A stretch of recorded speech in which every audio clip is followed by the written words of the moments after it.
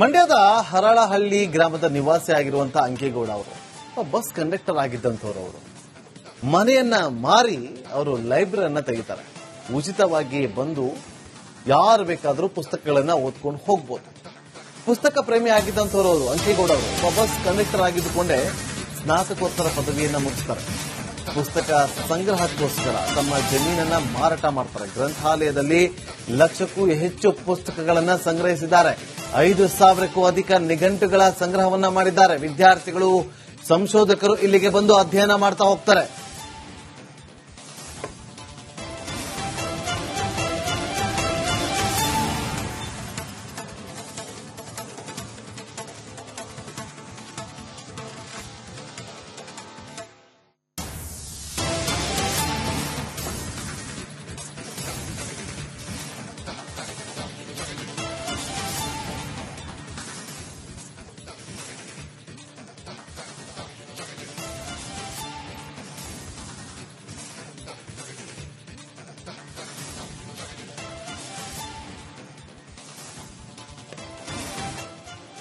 ಮತ್ತಷ್ಟು ಮಾಹಿತಿಯನ್ನು ಕೊಡೋದಕ್ಕೆ ನಮ್ಮ ಮಂಡ್ಯ ಪ್ರತಿನಿಧಿ ಆನಂದ್ ಫೋನ್ ಸಂಪರ್ಕದಲ್ಲಿದ್ದಾರೆ. ಆನಂದ್, ಅಂಕೇಗೌಡ ಅವರಿಗೆ ಪದ್ಮಶ್ರೀ ಪ್ರಶಸ್ತಿ ಸಿಕ್ಕಿರೋದು, ಅವರ ಒಂದು ನಡೆ, ಅವರಿಗೆ ಇದ್ದಂತಹ ಪುಸ್ತಕಗಳ ಮೇಲೆ ಇದ್ದಂತಹ ಪ್ರೀತಿ, ಇದೆಲ್ಲದಕ್ಕೂ ಕೂಡ ಸಂದಿರುವಂತಹ ಒಂದು ಅತ್ಯುನ್ನತ ಗೌರವ ಸಿಕ್ಕಿದೆ.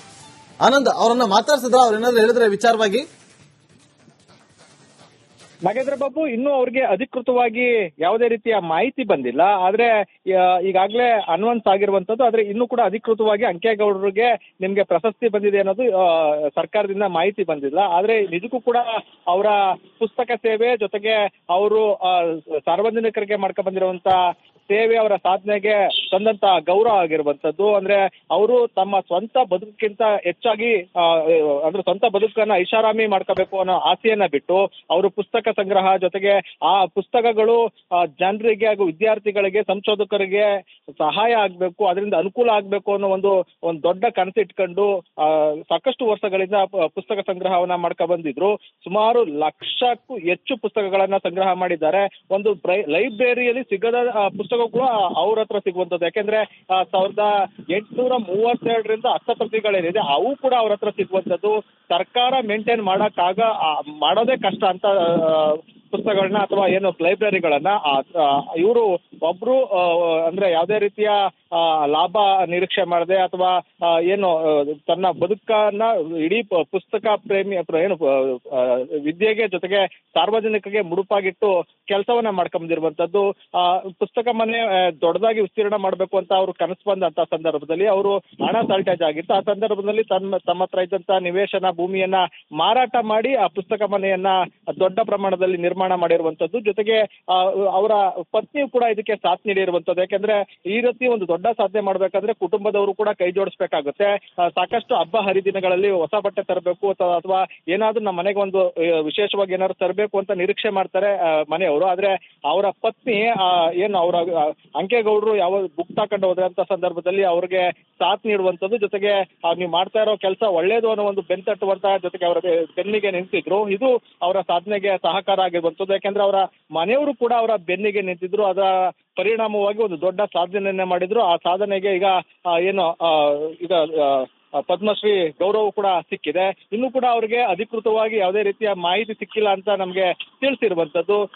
ಜೊತೆಗೆ ಈಗಾಗಲೇ ಅವರು ಈ ರೀತಿ ಒಂದು ಪ್ರಶಸ್ತಿ ಬಂದ್ರೆ ನನಗೆ ನಿಜಕ್ಕೂ ಕೂಡ ನನ್ನ ಜೀವನ ಸಾರ್ಥಕ ಅನ್ನೋ ಮಾತುಗಳನ್ನ ಆಡ್ತಾ ಇರುವಂತದ್ದು. Nagendra Babu. Okay Anand, thank you ನಿಮ್ಮೆಲ್ಲ ಮಾಹಿತಿಗಾಗಿ. ನೋಡಿ, ಮೂವರು ಕನ್ನಡಿಗರಿಗೆ ಸಿಕ್ಕಿರುವಂತಹ ದೇಶದ ಅತ್ಯುನ್ನತ ಗೌರವ ಇದು ಪದ್ಮಶ್ರೀ ಪ್ರಶಸ್ತಿ. ಮೂವರು ಸಾಧಕರಿಗೆ ಅವರದೇ ಆದಂತಹ ರೀತಿಯಲ್ಲಿ ಇವತ್ತು ಪದ್ಮಶ್ರೀ ಪ್ರಶಸ್ತಿ ಸಿಗುತ್ತೆ ಅಂತ ಹೇಳಿ ಅವರು ಈ ಒಂದು ಕೆಲಸವನ್ನ ಮಾಡ್ಕೊಂಡು ಬಂದಿಲ್ಲ. ತಮ್ಮ ಸ್ವಇಚ್ಛೆಯಿಂದ ಒಂದು ನೇರ ದೃಷ್ಟಿಯನ್ನು ಇಟ್ಟುಕೊಂಡು ಇಂತಹ ಒಂದು ಕೆಲಸವನ್ನ ಮಾಡ್ಕೊಂಡು ಬಂದರು. ಅಂಕೇಗೌಡ ಅವರ ಬಗ್ಗೆ ತುಂಬಾ ಓದಿದ್ದೀವಿ. ಅವರು ಮೈಸೂರಲ್ಲಿದ್ದಂತಹ ಜಾಗವನ್ನ ಮಾರಿ ಅಲ್ಲಿ ಲೈಬ್ರರಿಯನ್ನ ಮಾಡ್ತಾರೆ. ಆ ಲೈಬ್ರರಿಗೆ ಯಾವುದೇ ಶುಲ್ಕ ಇಲ್ಲ, ಯಾವುದೇ ಮೆಂಬರ್ಶಿಪ್ ಇರೋದಿಲ್ಲ, ಫ್ರೀ ಆಗಿ ಯಾರು ಬೇಕಾದ್ರೂ ಬರ್ಬೋದು.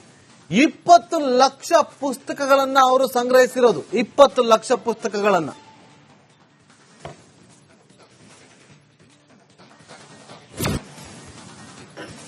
ಮಂಡ್ಯದ ಹರಳಹಳ್ಳಿ ಗ್ರಾಮದ ನಿವಾಸಿ ಆಗಿರುವಂತಹ ಅಂಕೇಗೌಡ ಅವರು ಬಸ್ ಕಂಡಕ್ಟರ್ ಆಗಿದ್ದಂಥವ್ರು. ಅವರು ಮನೆಯನ್ನ ಮಾರಿ ಅವರು ಲೈಬ್ರರಿಯನ್ನ ತೆಗಿತಾರೆ. ಉಚಿತವಾಗಿ ಬಂದು ಯಾರು ಬೇಕಾದ್ರೂ ಪುಸ್ತಕಗಳನ್ನ ಓದ್ಕೊಂಡು ಹೋಗ್ಬೋದು. ಪುಸ್ತಕ ಪ್ರೇಮಿ ಆಗಿದ್ದಂಥವ್ರು ಅವರು ಅಂಕೇಗೌಡ ಅವರು ಬಸ್ ಕಂಡಕ್ಟರ್ ಆಗಿದ್ದುಕೊಂಡೇ ಸ್ನಾತಕೋತ್ತರ ಪದವಿಯನ್ನ ಮುಗಿಸ್ತಾರೆ. ಪುಸ್ತಕ ಸಂಗ್ರಹಕ್ಕೋಸ್ಕರ ತಮ್ಮ ಜಮೀನನ್ನ ಮಾರಾಟ ಮಾಡ್ತಾರೆ. ಗ್ರಂಥಾಲಯದಲ್ಲಿ ಲಕ್ಷಕ್ಕೂ ಹೆಚ್ಚು ಪುಸ್ತಕಗಳನ್ನ ಸಂಗ್ರಹಿಸಿದ್ದಾರೆ. 5,000ಕ್ಕೂ ಅಧಿಕ ನಿಘಂಟುಗಳ ಸಂಗ್ರಹವನ್ನ ಮಾಡಿದ್ದಾರೆ. ವಿದ್ಯಾರ್ಥಿಗಳು, ಸಂಶೋಧಕರು ಇಲ್ಲಿಗೆ ಬಂದು ಅಧ್ಯಯನ ಮಾಡ್ತಾ ಹೋಗ್ತಾರೆ.